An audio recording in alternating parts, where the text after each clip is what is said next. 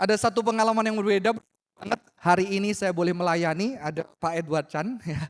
Dulu saya lihatnya di cover kaset pertama album beliau. Ya. Saya bertobat tahun 98, ternyata tadi baru ngomong kita tinggal di kompleks yang sama, saya ngekos. Ya, saya bertobat dan kalau di zaman 98 ke 2003-an, kalau orang tinggal di Surabaya pasti tahu Taumingse, ya, Efse dan segala.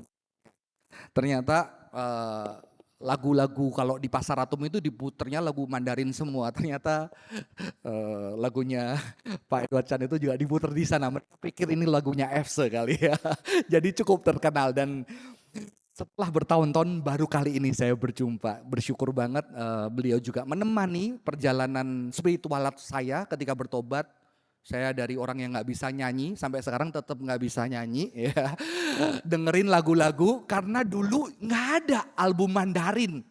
Saya sipit dibilangin Cina tapi nggak ngerti Mandarin saudara-saudara. Maka lumayan dulu saya bisa lagu yang Ku Mau Cinta Yesus gara-gara album beliau. Sekarang lupa. Saudara-saudara, saya bisanya kungfu, teman-teman juga tahu ya. Karena pengen dicina-cinain gak bisa bahasa Mandarin, akhirnya saya belajar kungfu. Cuma kungfu bahasanya gak bisa. Taunya cuma wo cetau, wo aini. Ya, itu saja saudara.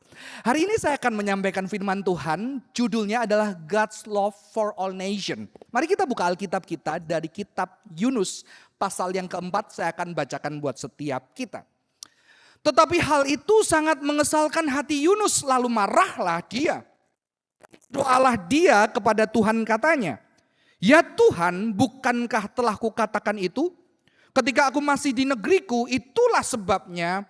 Maka aku dahulu melarikan diri ke Tarsis, sebab aku tahu bahwa Engkau Allah yang pengasih dan penyayang, yang panjang sabar dan berlimpah kasih setia, serta yang menyesal karena malapetaka yang hendak didatangkannya.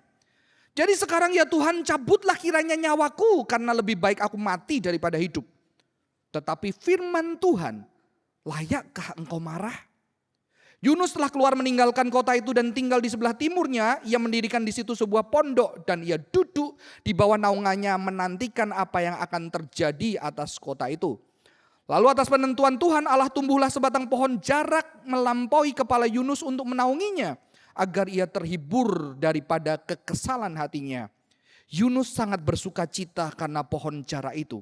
Tetapi keesokan harinya ketika fajar menyingsing, atas penentuan Allah datanglah seekor ulat yang menggerek pohon jarak itu sehingga layu.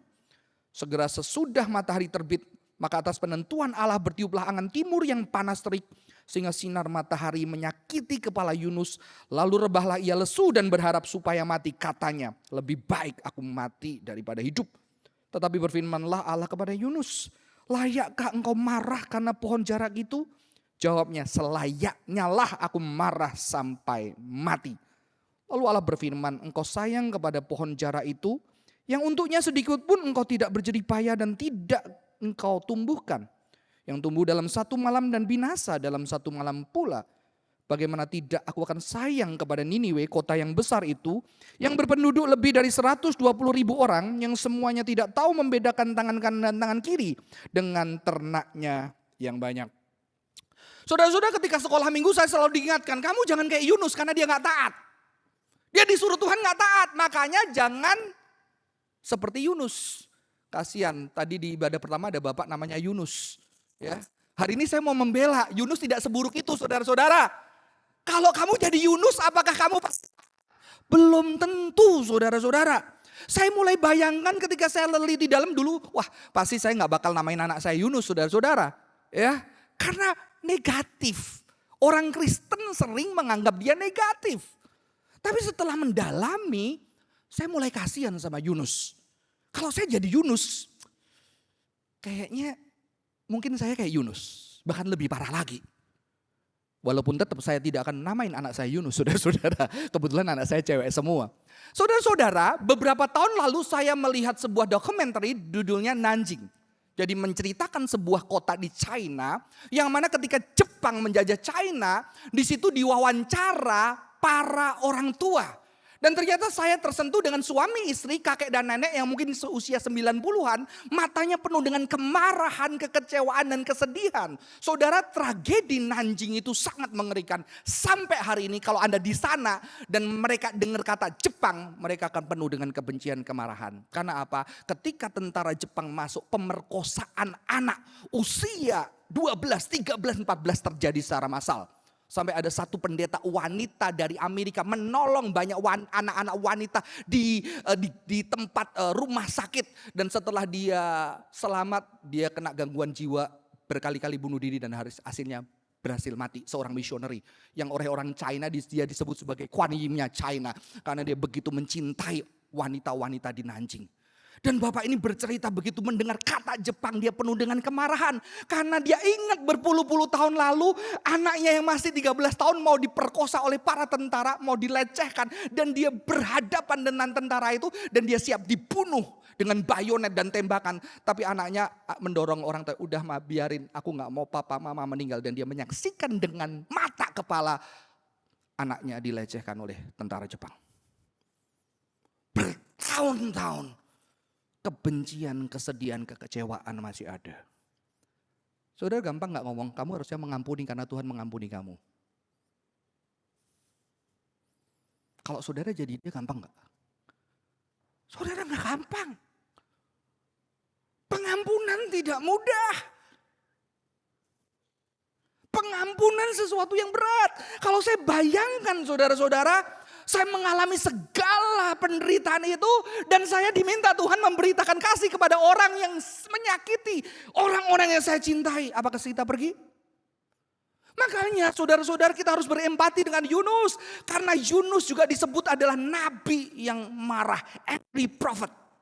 Disebutkan dia membara hatinya, penuh kemarahan. Karena apa? Dia tahu Niniwe bangsa yang jahat. Maka kalau saudara tahu korban-korban kerusuhan 98 Mei yang akhirnya pergi meninggalkan Indonesia. Ketika disuruh cerita lagi bagaimana mereka mengalami itu. Mata mereka penuh dengan kesedihan dan kekecewaan, kemarahan. Inilah yang menyebabkan Yunus gak mau pergi. Dan kalau kita mungkin saya juga gak akan pergi. Saya akan marah. Saudara-saudara tahu kenapa Yunus marah? Karena dia kecewa. Niniwe terkenal bangsa yang sangat kejam. Barangkali Yunus memiliki keluarga, sanak saudara, orang gereja yang betul-betul orang Yahudi pada waktu itu. Yang juga mengalami kekejaman Niniwe. Ketika dia diperintahkan untuk menyatakan berkat Tuhan, dia gak mau. Betul? Saudara-saudara, maka kita perlu kasihan dengan Yunus. Dan lebih kasihan lagi, Yunus mengapa tidak mau? Karena kita jelas melihat di Alkitab, Yunus kenal hati Tuhannya. Ya. Yunus hati ayahnya, hati Tuhannya yang seperti ayah, knowing the father's heart. Pernah gak punya papa mama yang baik? Dan baiknya dimanfaatin orang.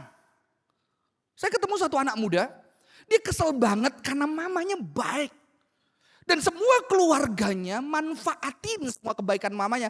Dan dia sampai bilang, ma udah jangan kebaikan. Dan dia marah ketika dia ngelihat orang baik. Karena dia tahu mamanya gak tegaan. Udah dibohongin, ditipu, tetap keluarganya dipinjemin duit. Tetap ditolong ketika susah. Seneng gak punya mama papa kayak gitu? Ya belum bersama aja. Nonton filmnya Ahok ya. Itu di filmnya bapaknya itu gak punya duit sampai ngutang demi nolong orang. Saudara-saudara, gak gampang loh. Karena dia tahu hati Tuhannya. Satu, knowing the God's heart. Saudara-saudara, Yunus ngomong apa? Sebab aku tahu bahwa engkaulah Allah yang mengasihi dan penyayang dan panjang sabar dan berlimpah kasih setia. Serta yang menyesal karena malapetaka yang hendak didatangkannya. Yunus tahu Tuhannya hatinya seperti apa. Dan dia tahu ini gak tegaan pasti. Tuhanku kenal banget. Jadi Yunus mengalami kebaikan-kebaikan Tuhan secara nyata. Dan dia tidak meragukan. Makanya dia menolak untuk pergi, saudara-saudara. Saya akan jabarkan arti ayat-ayat ini, saudara-saudara. Dengan bahasa Inggris. Ada gracious. Artinya apa? Di dalam bahasa Ibrani Hanum, artinya apa? Ketika Tuhan itu digambarkan ketika dia beri pinjaman, itu gak akan kasih jaminan, udah pinjam aja. Dan ketika orang gak bisa bayar, dia gak akan datang, ayo bayarin ya, kalau gak gue masukin lu penjara, gue datengin debt collector. No, dia bilang udahlah, udah, it's okay. Tuhan adalah Tuhan yang tidak pernah menuntut. Ketika benar-benar orang yang dipinjemi itu gak bisa lagi bayar, Tuhan gak bisa bayar, it's okay.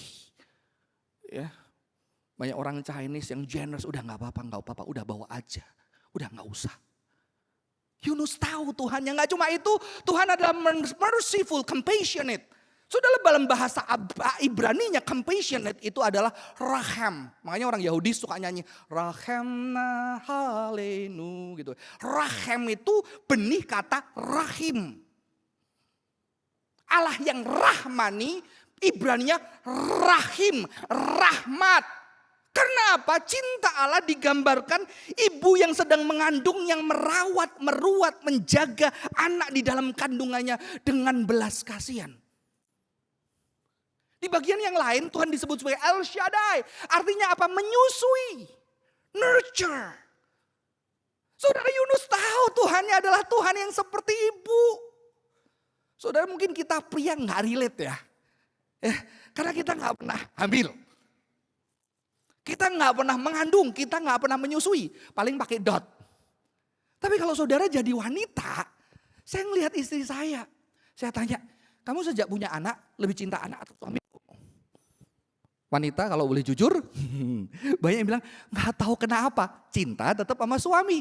Tapi kalau anak beda, anak pernah 8 bulan di dalam kandungan, 9 bulan di sana. Merasakan getarannya, tendangannya. Kekhawatiran ibu dirasakan anak, kekhawatiran anak dirasakan ibu. Makanya ketika ibu melahirkan, ada air mata karena ada bagian dirinya yang pergi. Makanya anak harus didekatkan sama mamanya untuk didekap dan merasakan cinta. Dan itu tidak hanya mengobati anaknya, tapi itu mengobati ibunya. Saudara, cinta Tuhan itu dilambangkan seperti mama yang mendekap anaknya, menyusui dengan cinta. Makanya mama-mama di sini ditahu, seburuk apapun anakmu di luar sana, ketika dia pulang engkau akan dekap dia. Karena cintamu begitu besar. Itulah cinta Tuhan, saudara-saudari. Yunus tahu.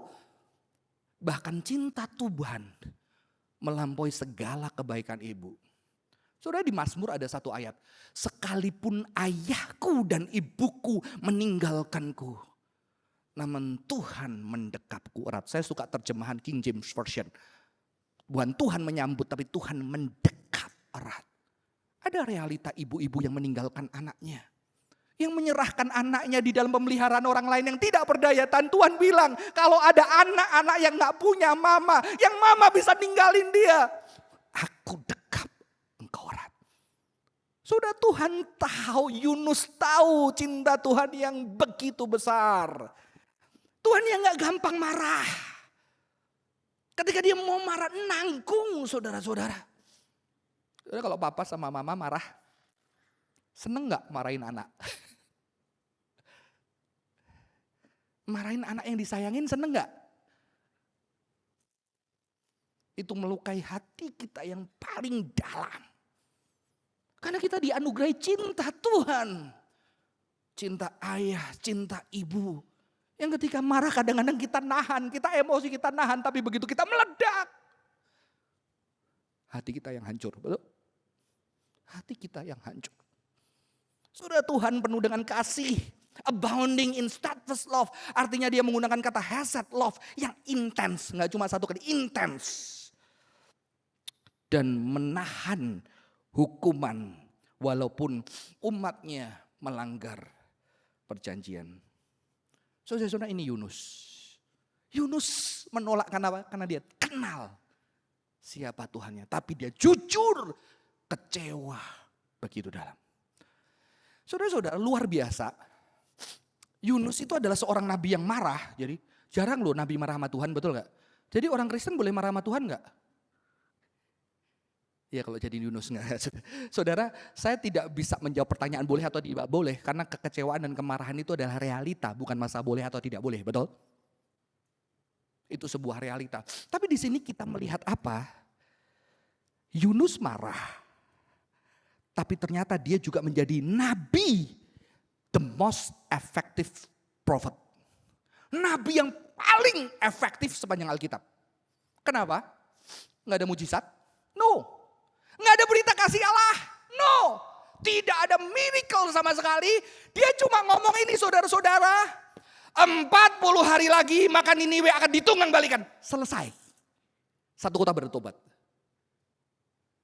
Nggak perlu setengah jam kayak saya. Dia cuma lewat. Saudara, dia taat tapi tetap nggak taat. Kenapa? Karena Niniwe itu harusnya dikelilingi 3 hari. Dan Niniwe dan Yunus 3 hari kelamaan, 1 hari aja. Dia 1 hari lewat jalan tengah saudara-saudara. Dan dia cuma ngomong 1 kalimat. 40 hari lagi maka Niniwe akan ditunggang balikan. Selesai. Tapi seluruh kota bertobat karena Yunus. Jadi bagaimana penginjilan efektif kalau kita belajar dengan Yunus? Jadi kalau disuruh 3 hari, 1 hari aja gitu ya. Pakai keselamatan, no saudara, bukan itu intinya. Saya percaya dia kenal hati Tuhan, dia tahu Tuhan sangat penyayang pemarah, sehingga dia benernya nggak pengen bangsa itu bertobat, dia pengen bangsa itu, sehingga dia tidak serius mengatakan itu. Dan curiga saya orang-orang itu merasakan sebenarnya ada something di prophet ini. Kenapa dia nggak serius? Kenapa dia nggak nabi? Tapi dia merasakan karena tubuh tidak bisa bohong, betul? Kalau orang merasakan cinta, kita bisa rasain saudara-saudara. Makanya orang Niniwe semua bertobat. Karena Yunus tahu. Jadi kalau kita mau penginjilan saudara-saudara, yang pertama, apakah kita kenal hati Tuhan kita kayak apa? Apa kita mengalami itu? Sehingga ketika pun kita tidak mau menceritakan, orang bisa merasakan cinta yang begitu besar yang pernah kita alami. Karena tubuh tidak berbicara. Tuduh tidak bohong. 5 tahun ini saya mendalami tubuh, spiritualitas tubuh. Setelah mendalami lebih dalam, saya baru peka. Ternyata ketika anak-anak menceritakan kekecewaannya terhadap papa, mama, ternyata ada kadang-kadang saya lihat ekspresi yang dia tersenyum tulus. Sebetulnya isi hidupnya tidak cuma kekecewaan. Ternyata ada kebahagiaan dia pernah rasakan, dan dia biasa bilang, kamu pernah bahagiakan di sini. Kenapa? Waktu kamu ini senyummu tadi tulus. Biasanya kamu datar dan penuh dengan berkerut alis. Kelihatan.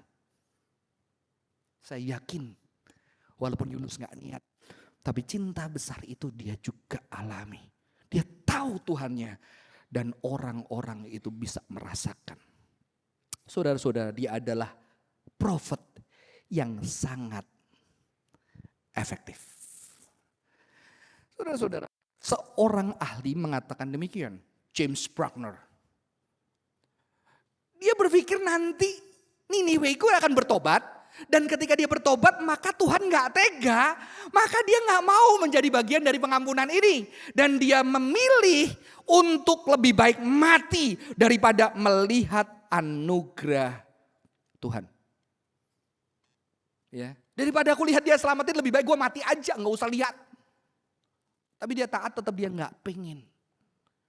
Ada ahli mengatakan apa? Yunus tahu anugerah Tuhan, Yunus tahu indahnya, Yunus tahu besarnya. Dia tidak mau orang yang dia benci, yang menyakiti hatinya, rasain anugerah itu. Karena saking kecewanya, karena saking sakitnya hidup dia. Saudara, bahkan ketika Tuhan udah bersabar sama Niniwe, Yunus itu nggak nyerah loh. Dia pergi ke timur, nungguin, dihukum nggak? Padahal ayat sebelumnya Tuhan udah ngomong saudara-saudara, Tuhan tidak jadi menghukum, tapi setelah itu Yunus kesel, mau mati aja. Terus waktu Tuhan bilang, Yunus kamu berhak marah, dia pergi. Terus dia dikatakan, Alkitab mengatakan apa? Dia tidak mau menjawab, langsung pergi, masih menunggu menantikan apa yang akan terjadi di kota itu. Di Yunus 4 ayat 5. Jadi dia tetap masih berharap Tuhan hukum enggak? Ya. Saudara pernah punya anak, kalau diajak ngomong nggak mau denger? Kurang ajar nggak? Kenapa kamu taruh barang ke situ? Kesel nggak? Kenapa kok anak kita gitu? Kita tetap sayang nggak? Saudara, Yunus nabi yang berani marah sama Tuhan. Saudara, anak tetangga berani marah sama kamu nggak? Anak temen di gereja, om, ngapain lu om? Ya kalau nyakitin papanya sih berani ya. Saudara biasanya hati-hati. Tapi yang paling berani marah sama kita siapa? Istri kita, suami kita, anak kita, betul nggak? Berarti dia merasa dekat. Yunus dekat. Saudara, saya hamba Tuhan, bapak saya suka marah. Saya berusaha nggak marah.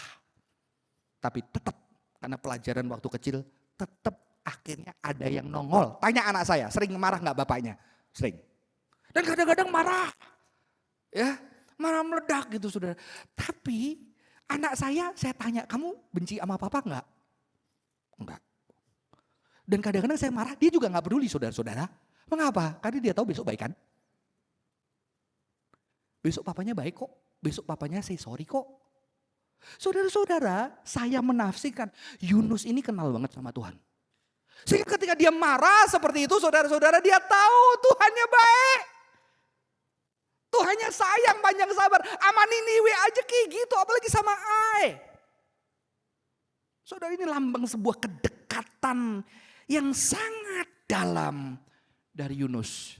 Dan emangnya Tuhan kayak kita, anak kita pergi gak ngomong, kurang ajar ya anakku. Kamu tahu kamu waktu kecil mama habisin susu berapa kaleng untuk kamu, pendapatan mama berapa persen, gak cuma susu mama yang nyekolahin kamu, uang mukanya berapa. Saudara, kita kadang-kadang kayak gitu ya, saya juga kadang-kadang kayak gitu ya, kurang gak tahu diri, yang ngajarin kamu pinter siapa gitu kan. Tuhan diem loh, Yunus pergi Tuhan diem. Diem. Padahal kalau kita jadi Tuhan gila nih, gue timpuk aja pak gitu saudara-saudara. Tuhan diem. Dan Tuhan diem, tahu-tahu Tuhan kasih daun. Jadi Yunus nunggu. Kalau baca seluruh kitab Yunus nggak ada dia bahagia. Tapi ternyata Tuhan mau hibur hatinya yang sedih. Saya kadang-kadang kalau lagi waras bisa sih saudara-saudara. Kalau anak saya sudah jebrak pintu masuk kamar, pengen marah, nahan, redain dikit. Kadang-kadang saya ketok, ajak ngobrol. Bisa kadang-kadang. Tapi ternyata Tuhan diam-diam tumbuhin pohon. Karena mungkin Yunus sudah gak mau ketemu, gak mau denger. Dan ternyata seorang ahli mengatakan Tuhan berusaha masuk ke dalam pembicaraan dengan Yunus. Dan ternyata this is the first time in the story that Jonah is happy. Disitulah pertama kali Yunus bahagia. Hanya pohon jarak. Ahli mengatakan mungkin dia kepanasan, udah kena air asin. Kayak kita berjemur itu saudara-saudara, ngelotok semua badannya. Tahu-tahu ada pohon, aduh teduh banget. Dia seneng dan dia merasa bahagia waktu itu saudara-saudara. Tapi ini gak tahu Tuhan kenapa ya, kadang-kadang untuk mengajarkan kepada anak kita, kita harus punya pengalaman, betul ya.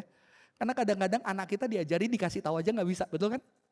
Saya ingat sekali, saya ribut sama bapak saya mau pertandingan basket, saya mau ambil kaos pertandingan, papa saya marah-marah, gak boleh. Oh, saya tambah melotot, kenapa gak boleh, besok pertandingan. Wah, digampar muka saya, saya tambah marah. Untung saya punya uncle yang bandel. Jadi uncle bilang udah biar aku antar aja. Saya diantar sama uncle saya. Saya tinggal di kampung saudara-saudara. Ternyata ke tempat mengambil baju basket itu harus melewati hutan. Sekitar 45 menit naik sepeda motor. Jadi saya masih SMA itu masih merasa bener. Kamu kenapa sama papamu? Kata iya keselin masa kayak gitu. Kan ini penting buat pertandingan. Oke. Han, kamu pikir gak kalau banmu kempes, ini tengah-tengah hutan loh. Kamu jalan, kamu 40 menit loh bisa nonton sepedamu. Bener juga ya, gak mikir ya gue. Lu tahu gak papa lu sayang lu, cuma dia gak bisa ngomong. Saya baru diem loh. Ternyata Tuhan kita sabar banget. Dia gak ngomong. Dia cuma, boleh gak sih kamu marah? Terus dia tunggu waktu. Dia kasih Yunus pengalaman. Terus tahu-tahu pohon itu gak ada, Yunus marah. Dan saudara-saudara, ketika pohon itu nggak ada, Yunus marah lebih parah. Ya. Kenapa pohon ini penting? Saudara-saudara, di Israel itu ada namanya hari raya, saya gak lupa hari raya, pondok daun nama Indonesianya. Jadi setahun sekali Israel itu, bangsa Israel selalu bikin pondok-pondok gubuk di depan rumah, ada daun di atasnya untuk melambangkan apa? Ingat dulu lu keluar dari Mesir, Tuhan itu temenin kamu di pondok-pondok, dia ada buat kamu, jagain kamu di padang belantara yang berat. Jadi ini sebetulnya melambangkan God hospitality, keramahan Tuhan yang ada untuk semua bangsa yang sedang di dalam penindasan. Ya. Tapi akhirnya itu kering, dan ketika kering dikatakan bahwa disinilah Yunus bukan hanya marah, dia putus asa dan dia minta mati lebih dahsyat. 3 kali Yunus minta mati, udah mati aja. Tapi kalau tadi marah, kalau ini udah mati aja. Ternyata Tuhan menawarkan persahabatan kepada Yunus. Karena Tuhan mau ngomong sama Yunus sebagai seorang sahabat, saudara-saudara. Jadi ini adalah sebetulnya persahabatan Tuhan terhadap Yunus. Untuk Yunus bisa ngerti cintanya Tuhan segede apa. Dan itu kadang-kadang melalui pengalaman. Maka ketika ada orang kecewa sama Tuhan, jangan dinasehati nama ayat-ayat suci. Karena kekecewaan itu pengalaman hidup yang di dalam tahapan-tahapan. Saya sempat adain retret, tuliskan semua jemaat kekecewaanmu, kemarahanmu sama Tuhan. Shock semua, takut karena nggak biasa, nggak boleh di gereja. Nggak, tulisin. Dan yang dengerin nggak boleh kasih ayat, nggak boleh hibur-hibur, nggak boleh. Dengerin aja. Karena kekecewaan itu dari pengalaman hidup. Nanti juga pengalaman hidup bersama Tuhan di dalam waktunya yang membuat orang bisa melepaskan kekecewaan itu. Tidak hanya dengan satu kata-kata, satu teologi, satu doktrin. No. Makanya Tuhan menghadirkan pengalaman-pengalaman baru. Untuk Yunus bisa melihat secara berbeda. Saudara-saudara, saya mengajar SD pernah. Jadi saya dulu sekolah teologi, reform. Saya belajar Christian worldview, Christian philosophy, Western thought. Karena saya terbeban melayani mahasiswa dan intelektual. Akhirnya pendeta Yakub Susabda tanya, oke, kamu mau praktek, ini ada satu university yang bagus di Indonesia, minta kamu praktek di sana, kamu mau itu atau ke gereja? Saya nggak mau ke gereja, banyak ribut, majelisnya suka ribut sama pendeta. Di kampus saja, nggak mau. Rumah saya 3 dari gereja, setiap kecil saya tahu ribut, kipas angin dicopot, dipindah, ribut saudara-saudara, udah nggak mau, saya kampus. Pendeta Yakub, oh kalau begitu kamu harus di gereja. Waduh saudara-saudara, saya dikirim ke gereja. Puji Tuhan gerejanya lupa kalau pernah ngundang saya. Jadi ketika saya datang, oh kita pernah ngundang kamu ya. Oke, siapa yang mau hamba Tuhan ini?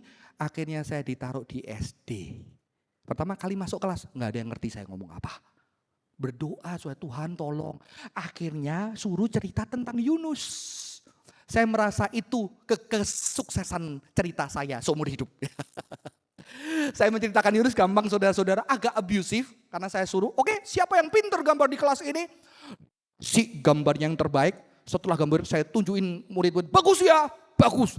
Saya sobek-sobek di depannya saudara-saudara. Saya sobek-sobek dia. Murid-murid yang Pak Juan. Saya senyum aja, oke. Sekarang semua gambar. Mereka gambar, agak khawatir nanti disobek-sobek sama saya, saudara-saudara.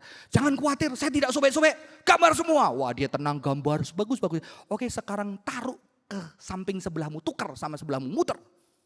Setelah itu saya bilang, lakukan terserah apa yang kamu lakukan terhadap gambar temanmu. Wah, pendidikan itu bahaya. Saya kasih contoh sobek-sobek. Mereka lebih kreatif. Ada yang bawa gunting, digunting gambarnya temennya, disebar di kelas. Ada yang ditaruh lantai, diinjal-injal saudara-saudara. Ada yang diuntal itu dilempar ke sana. Kelas hari itu sangat brutal.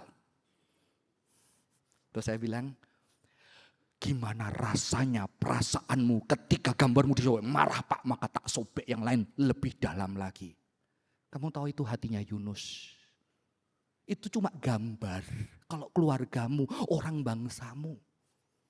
Tapi kamu tahu, itu juga hatinya Tuhan. Bukan cuma gambar manusia disayangi seperti ibu yang nyayangin anaknya. Yang dirawat di dalam kandungan, yang disusui, itulah hati Tuhan. Walaupun seburuk apapun Niniwe, Tuhan cinta. Saudara-saudara, ini hati Tuhan. Makanya Tuhan tidak judge Yunus. Karena dia tahu sakit hatinya Yunus. Saya yakin Tuhan juga cinta orang-orang Israel yang teraniaya. Tapi dia juga cinta Niniwe seperti seorang anak. Yang mungkin melakukan kejahatan bodoh sampai di penjara. Tapi ibunya tetap tidak malu berdiri. Menangis menemani anaknya. Inilah anugerah cinta Tuhan, saudara-saudara. Maka bagaimana kita bisa menginjili secara efektif, saudara-saudara. Yang pertama, kita harus mengalami dan tahu betul hati Tuhan kita. Hati yang lebih kalau Anda punya ibu yang baik, papa yang baik, semua kebaikan ibumu itu Tuhan punya. Bahkan lebih dari itu. Itulah hati Tuhan. Sehingga penginjil yang baik, saudara-saudara, nggak perlu disuruh menginjil. Ketika dia mengenal hati itu, mulutnya nggak bisa diem. Nggak bisa diem. Karena dia pengen orang bisa rasain hati Tuhan yang penuh dengan cinta. Maka nggak perlu, ayo penginjilan, semangat penginjilan. No! Sudahkah kita mengalami hati Tuhan? Saya jadi orang Kristen ke gereja sejak kecil. Tapi kuliah baru saya merasakan hati itu. Dan itu yang membuat saya, hati yang hancur itu pengen anak-anak muda yang hancur keluarganya bisa merasakan cinta Tuhan melalui kehadiran saya. Yang saya nggak perlu kutip Yohanes 3 ayat 16. No, nggak perlu kutip ayat-ayat. Nggak perlu metode-metode penginjilan 3 warna, 4 warna. No. Karena hati itu sudah ada. Hati itu yang akhirnya membantu saya untuk hadir, embodying God hospitality. Menghadirkan keramahan Tuhan secara nyata. Yang akhirnya menghadirkan persahabatan. Seperti Tuhan yang menghadirkan persahabatan dengan Yunus. Yang mau dengar, yang mau berbagi cinta yang ada di dalam hatinya. Saya penginjilan sampai hari ini tidak. Dulu belajar segala metode, sekarang saya tinggalkan semua metode itu. Kadang tanpa metode, cuma duduk bersama dengan anak-anak yang tidak merasakan cinta papanya. Cuma duduk, dengerin kekecewaannya. Yang orang tuanya bercerai, dengerin ceritanya. Yang gak sok tahu Tuhan baik, cuma bilang kadang, aku juga gak tahu. Kamu ngalamin ini dan kamu masih hidup sampai hari ini. Biarin aku jadi temenmu aja, duduk sama kamu. Kalau kamu ada apa-apa, call Kojo. Yuk kita duduk, kita ngopi. Kadang-kadang kalau udah capek nangis kita ketawa bareng kayak orang gila. Karena kadang-kadang ketawa itu bisa lebih mengeluarkan rasa sakitnya. Sampai ada satu anak, kok gila kok bapak gua. Apa itu kalau yang suka melihara yang lebih muda? Sugar daddy dia. Terus dia ketawa, bapak gue sugar daddy dia yang ketawa. Tapi saya tahu dari tawa itu ada penderitaan yang dalam. Tapi anak yang sama bilang seburuk-buruknya papaku, dia papaku yang harus merasakan cinta Tuhan melaluiku. Injil, kabar cinta Allah yang besar. Tubuhkan alami. Semoga ini memberkati setiap kita. Mari kita tundukkan kepala.